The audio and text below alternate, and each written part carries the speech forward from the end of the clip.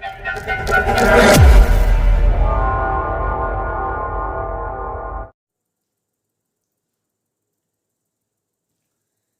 students, so I welcome all of you my YouTube channel Rathore classes Mirzaganj. जी हाँ दोस्तों, तो आज जो है आप लोगों के कोशिका के चैप्टर समाप्त होने वाला है। जो भी हम कोशिका के चैप्टर के बारे में आप लोगों को कुछ भी बता रहे थे, कोशिकांग के बारे में बता रहे थे, तो सारा कोशिकांग के बारे में हम लोग पढ़ चुके हैं और जो कुछ भी बचा हुआ थोड़ा बहुत उसको आज ख़त्म करने वाले हैं। ठीक है, तो ये आपका कोशिका चैप्टर का लास्ट लेक्चर होगा। ये कोशिका चैप्टर का ये लास्ट वीडियो है, ठीक है ना। इसके बाद कोशिका का चैप्टर, कोशिका का कोई भी वीडियो नहीं बनेगा क्योंकि कोशिका के बारे में पूरा वीडियो बन चुका है। ठीक है, तो चलिए बिना देरी के वीडियो स्टार्ट करते हैं। जो कुछ भी बचा हुआ है उसके बारे में देख लेते हैं। क्या क्या बचा हुआ है? एक बचा हुआ है साइटोस्पंजर, एक बचा हुआ है तारककाय और एक बचा हुआ है सीलिया। कितना चीज़ बचा हुआ है? 3 चीज़। बस इसी 3 चीज़ के बारे में समझना है और पढ़ना है। एक है क्या? तारककाय, और एक क्या है? साइटोस्पंजर, और एक क्या है? सीलिया। तो यही तीनों के बारे में पढ़ेंगे। तो सबसे पहले साइटोस्पंजर के बारे में पढ़ते हैं। किसके बारे में? साइटोस्पंजर के बारे में। तो आप लोगों को पता होगा कि साइटोस्केलेटन ऐसे लिखा था है, साइटोस्केलेटन, साइटोस्केलेटन। तो इसमें जो साइटो है, साइटो का अर्थ होता है सेल। साइटो का अर्थ क्या होता है? सेल। और सेल को क्या कहते हैं हिंदी में? कोशिका। सेल को हिंदी में क्या कहते हैं? कोशिका। और स्केलेटन को मतलब होता है सपोर्ट। स्केलेटन का मतलब क्या होता है? सपोर्ट। सपोर्ट मतलब सहारा। सपोर्ट को हिंदी में क्या बोलते हैं? सहारा। तो साइटो का मतलब कोशिका और सपोर्ट का मतलब सहारा। तो कोशिका को सहारा देने वाला, कोशिका को सहारा देने वाले को क्या बोलते हैं? साइटोस्पंजर बोलते हैं। और ये द्रव में पाया जाता है। कहाँ पाया जाता है? कोशिका द्रव में। साइटोस्पंजर कहाँ पाया जाता है? कोशिका द्रव में। तो यह कोशिका द्रव में पाया जाता है, लिख चुके हैं। और सेल को सपोर्ट देने वाला होता है ये। साइटोस्पंजर क्या होता है? सेल को सपोर्ट देने वाला, सेल को सहारा प्रदान करने वाला, कोशिका को सहारा प्रदान करने वाला। ठीक है, जैसे देखिए, और ये 2 प्रकार के सपोर्ट होता है। कितने प्रकार के? 2 प्रकार के। एक होता है इंडो और एक होता है एक्सो। इंडो का मतलब होता है अंदर, इंडो का मतलब क्या होता है? अंदर। और एक्सो का मतलब क्या होता है? बाहर। तो एक सपोर्ट कोशिका में अंदर की ओर से मिलता है और एक सपोर्ट कोशिका के बाहर की ओर सपोर्ट मिलता है। कैसे? देखिए, हमारे शरीर में सपोर्ट के लिए 2 सिस्टम कैसे है? इंडो के रूप में क्या है? बोन। इंडो के रूप में क्या है? बोन। बोन मतलब हड्डी। बोन को हिंदी में क्या कहते हैं? हड्डी। तो हमारे शरीर के अंदर हड्डी पाया जा रहा है, वही तो हमको यांत्रिक सहारा प्रदान कर रहा है। ठीक है, उसके बाद एक्सो, बाहर में क्या है? अस्केल। बाहर में क्या है? अस्केल। अस्केल मतलब ये सब चमड़ी उमड़ी, अस्किन त्वचा होता, त्वचा। ठीक है ना। तो बाहर के रूप में अस्केल है और अंदर के रूप में क्या है? बोन है। तो हमारे शरीर में 2 चीज़ होता है, एक इंडो और एक एक्सो। वो भी क्या होता है? सपोर्ट के लिए। किसके लिए होता है? सपोर्ट के लिए, सहारा के लिए। फिर पढ़ना है पादप कोशिका में जो होता है कोशिका भित्ति।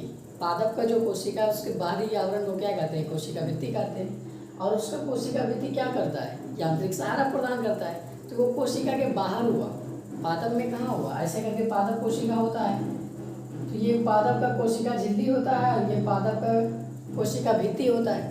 तो कोशिका झिल्ली अंदर है, कोशिका भित्ति कहाँ है? बाहर है। तो इस कोशिका को, पादप कोशिका को, जो कोशिका भित्ति होता है जो बाहर में पाया जाता है, वो क्या करता है? यांत्रिक सहारा प्रदान करता है। क्या प्रदान करता है? यांत्रिक सहारा। उसके बाद जानते हैं जंतु से सेल में जो साइटोस्पंजर पदार्थ होता है वो किसका बना हुआ होता है? प्रोटीन फाइबर का। किसका बना हुआ होता है? प्रोटीन फाइबर का। जो भी साइटोस्पंजर होता है जंतु कोशिका में वो किसका बना होता है? प्रोटीन फाइबर का। प्रोटीन फाइबर का।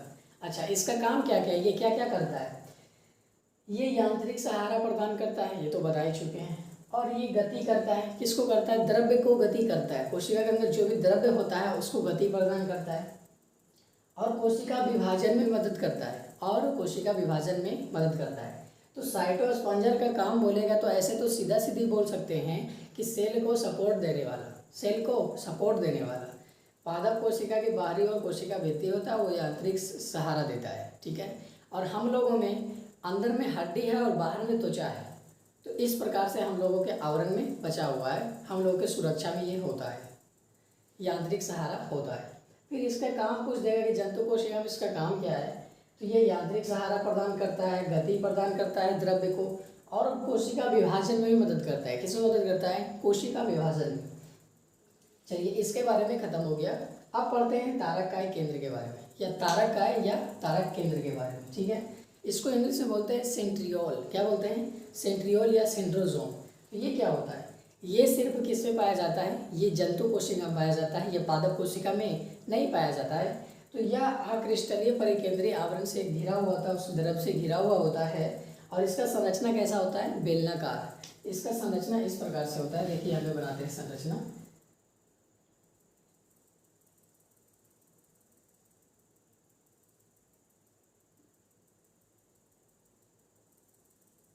इस प्रकार से होता है। ये किसका संरचना है? ये है तारककाय का संरचना, सेंट्रोसोल का संरचना, सेंट्रोजोम का संरचना, जो बोलिए। ठीक है, यह तारक केंद्र का। तो यह अक्रिस्टलीय परिकेंद्रीय द्रव से घिरा होता है और यह बेलनाकार होता है। इसकी संरचना कैसी होती है? बेलनाकार होती है। और ये सिर्फ जंतु कोशिका में पाया जाता है। सिर्फ इसमें क्या लगा हुआ है? ये सिर्फ जंतु कोशिका में पाया जाता है। इसका मतलब ये पादप कोशिका में नहीं पाया जाता है, ये पादप कोशिका में नहीं पाया जाता है। ठीक है, और देखिए ये पाया जाता है। और यह जंतु सेल में करता क्या है? कोशिका विभाजन के समय तरकु धागा बनाता है। कोशिका विभाजन के समय क्या बनाता है? तरकु धागा।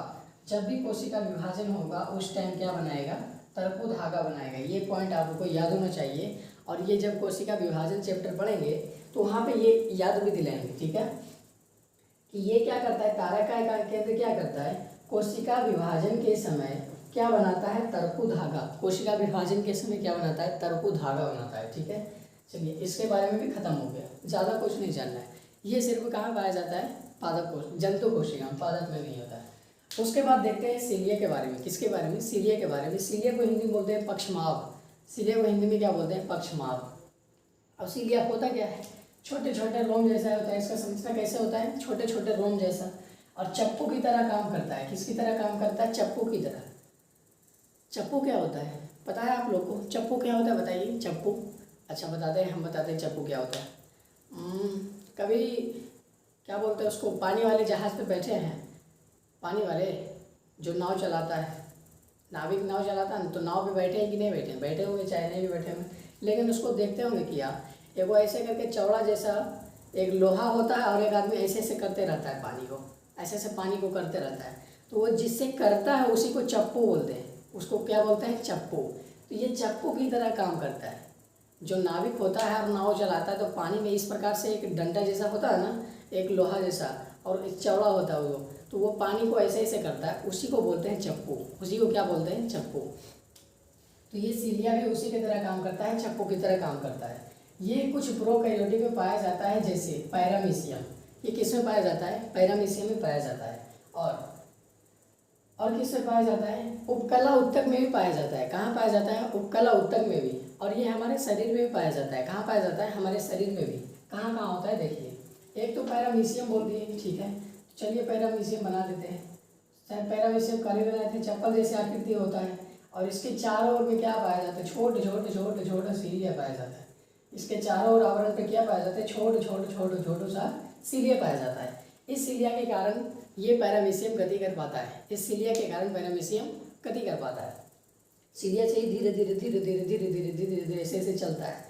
तो सीलिया के कारण ही ये पैरामीशियम क्या करता है? गति करता है। और हमारे उपकला उत्तक में कहाँ कहाँ होता है? सबसे पहले ट्रैकिया। सबसे पहले कहाँ होता है? ट्रैकिया। ट्रैकिया को हिंदी में बोलते हैं श्वसन नली। ट्रैकिया को हिंदी में क्या बोलते हैं? श्वसन नली या श्वास नली। तो बताइए, जो श्वास नली है हमारा, ऐसे करके होता है श्वास नली, देखिए ऐसे करके ये होता है श्वास नली। अगर ये नाक है, नाक की नली, और ये जो नली हवा आ रहा है, और कहाँ जाएगा ये हवा? फेफड़ा में जाएगा। तो इस नली को क्या बोलेंगे? श्वास नली। इस नली को क्या बोलेंगे? श्वास नली। और ये श्वास नली जो होगा किसका बना होगा? उपकला उत्तक का। और वो भी कैसा उपकला उत्तक का? जिसमें सीलिया लगा हो। वैसा उपकला उत्तक जिसमें सीलिया लगा हो। तो मान लीजिए ये देखिए एक उपकला उत्तक है, और इसमें क्या लगा होता है, इस प्रकार से सीलिया लगा होता है। क्या लगा होता है, इस प्रकार से सीलिया लगा होता है। अच्छा, इस पर काम क्या है यहाँ पर, तो कोई भी बैक्टीरिया या जीवाणु गले के अंदर जाता है तो वो सीलिया उसको पकड़ लेता है बझा करके और उसको कहाँ डाल देता है, भोजन वाले अंदर में, तो वो पेट में चला जाता है और वो बैक्टीरिया वगैरह मर जाता है, मतलब कचरा साफ करने के लिए। तो कोई भी देखिए आपको खखार उखार आता है ना, मतलब कि ऐसे करके गियारी में कुछ बचता है तो वही किसके वजह से हो रहा है, इस सीलिया की वजह से हो रहा है, क्योंकि हमारे ट्रैकिया जो श्वास नली है उसमें जो भी उपकला ऊतक है उसके सीलिया की वजह से आप लोग कोई भी उसको चीज़ बाहर कर रहे हैं, वो शरीर के अंदर नहीं जा रहा है, वो खराब चीज़ नहीं जा रहा है। अगला ये कहाँ पाया जाता है उपकला ऊतक में, फिलोपियन नलिका में। कहाँ पाया जाता है, फिलोपियन नलिका में। अब ये फिलोपियन नलिका क्या है, तो स्त्री जनन तंत्र देखे होंगे आप, स्त्री जनन तंत्र का फोटो आप लोग देखे होंगे। इस प्रकार से स्त्री जनन तंत्र का फोटो होता है, इस प्रकार से ऐसे ही नॉर्मली बना देते हैं, ठीक है। तो ये जो नली होता है, ये जो नली होता है इसको बोलते हैं फिलोपियन नलिका। इसको कौन सा नलिका बोलते हैं, फिलोपियन नलिका। और यहाँ पर अंडाशय होता है, यहाँ पर क्या होता है, अंडाशय, ठीक है। और ये योनि होता है। तो अंडाशय से क्या निकलता है, अंडा निकलता है, और ये अंडा निकल करके कहाँ जाता है, फिलोपियन नलिका में जाता है। तो फिलोपियन नलिका के अंदर छोटा छोटा क्या पाया जाता है, सीलिया पाया जाता है। जो भी फिलोपियन नलिका बना हुआ उपकला ऊतक से, उसमें उपकला ऊतक में क्या लगा हुआ होगा, सीलिया लगा होगा। अब इसका काम क्या है, अंडाणु को एक दिशा दिखाना, अंडाणु को एक दिशा दिखाना। जैसे ये है अंडाणु, ये है अंडा, और ये है फिलोपियन नलिका, और इस फिलोपियन नलिका में ये जो होता है फिमरिया होता है, ये ऐसे ऐसे होते रहता है और इसको टान लेता है। तो मान लीजिए यहाँ आ गया, अब ये नली है, इस नली में छोटा छोटा सीलिया लगा हुआ, वो ऐसे ऐसे ऐसे ऐसे घूम रहा है, तो क्या इसको अंदर टान लेगा कि नहीं टान लेगा, बिल्कुल टान लेगा। तो फिलोपियन नलिका वही करता है, अंडाणु को एक दिशीय गति करवाता है, एक दिशीय गति प्रदान करता है। तो उम्मीद करते हैं कि आप लोग को ये सारी चीज़ अच्छे से समझ में आया होगा, और आपका ये कोशिका का चैप्टर होता है समाप्त, कोशिका का चैप्टर होता है समाप्त। और अब इसका क्या कीजिए, इसको रीडिंग दीजिए और इसका क्वेश्चन आंसर बनाइए। कोई भी एनसीईआरटी, इसका रीडिंग लीजिए, एनसीईआरटी, एक एनसीईआरटी किताब खोलिए और कोशिका चैप्टर को क्या कीजिए, रीडिंग कीजिए कि हमने क्या क्या पढ़ाया और क्या क्या छोड़ा है। तो आपको ये अनुभव होगा या आपको ये लगेगा कि अरे कुछ नहीं बचा है किताब में कुछ भी पढ़ने लायक नहीं बचा है, सारा कुछ हमने बोल चुका है, सारा कुछ हमने समझा चुका है, सारा कुछ हमने लिखा चुका है। तो अब मिलते हैं नए चैप्टर में, तब तक के लिए धन्यवाद।